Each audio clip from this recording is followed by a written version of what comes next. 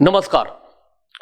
उत्तर प्रदेश के मेरठ से एक चौंकाने वाला मामला सामने आया है। यहां के एक युवक को 12 साल पहले हत्या के आरोप में जेल जाना पड़ा था। उस समय उसकी उम्र महज 18 साल थी। युवक को कुछ भी समझ नहीं आ रहा था कि उसने जो अपराध किया ही नहीं, उसमें वह फंस चुका था। दरअसल मेरठ में 2 कांस्टेबल की हत्या का मामला था। इस मामले में अमित चौधरी को दोषी ठहराया गया। गैंगस्टर होने का गलत आरोप लगाया गया। इस घटना ने उसके जीवन को अंधेरे में डुबो दिया। मृतक पुलिसकर्मी थे, इसलिए इस मामले पर तत्कालीन मुख्यमंत्री मायावती का भी ध्यान गया। उन्होंने घटना के आरोपियों को तत्काल गिरफ्तारी के आदेश दे दिए थे।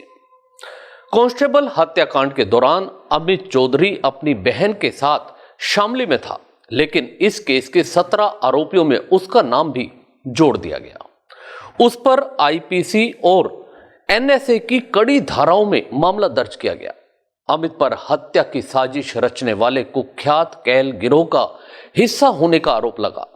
अमित चौधरी को 2 साल तक सलाखों के पीछे रहना पड़ा। ऐसे आरोपों का सामना करना पड़ा जिससे उसका भविष्य खराब हो सकता था।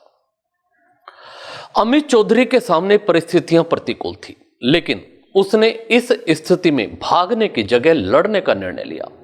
अपनी बेगुनाही साबित करने के लिए कानून की पढ़ाई की। बागपत के किस्थल गांव के एक किसान का बेटा जेल में लाने के बाद भी अपने संकल्प पर दृढ़ रहा। जेल में उसे कई अपराधी भी मिले। उसके सामने अपराध का रास्ता पकड़ने का भी ऑप्शन था। कुख्यात अपराधियों के बीच रहते हुए उसने अपराध की राह अख्तियार न करने का फैसला किया। अमित चौधरी बताते हैं कि मुजफ्फरनगर जेल में अनिल दुजाना और विक्की त्यागी, जो दोनों मुठभेड़ में मारे जा चुके हैं, ऐसे खूंखार गैंगस्टरों ने उसे अपने गिरोह में शामिल करने की कोशिश की। जेलर अच्छे स्वभाव के थे। उन्होंने उसे एक ऐसी बैरक में जाने दिया जहां गैंगस्टर नहीं रहते थे। 2013 में जमानत पर रिहा हो गया था अमित।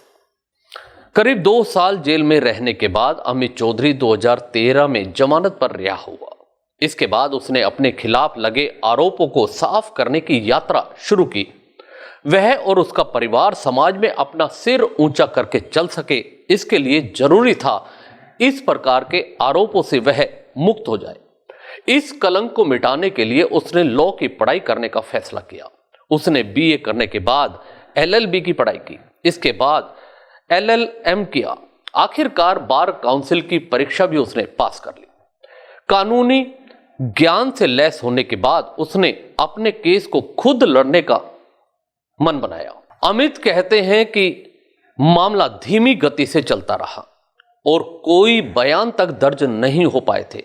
उस समय तक उसने एक वकील के रूप में बार में शामिल होने के लिए सभी शैक्षणिक और अन्य औपचारिकताएं भी पूरी कर ली। केस को एकाग्रित होकर आगे बढ़ाया। उन्होंने आगे कहा कि मैं एक वकील के रूप में अपने मामले का प्रतिनिधित्व करते हुए उस अधिकारी के ठीक सामने खड़ा था जो गवाह बॉक्स में खड़ा था। इसके बाद भी वह उसे पहचान नहीं पाया।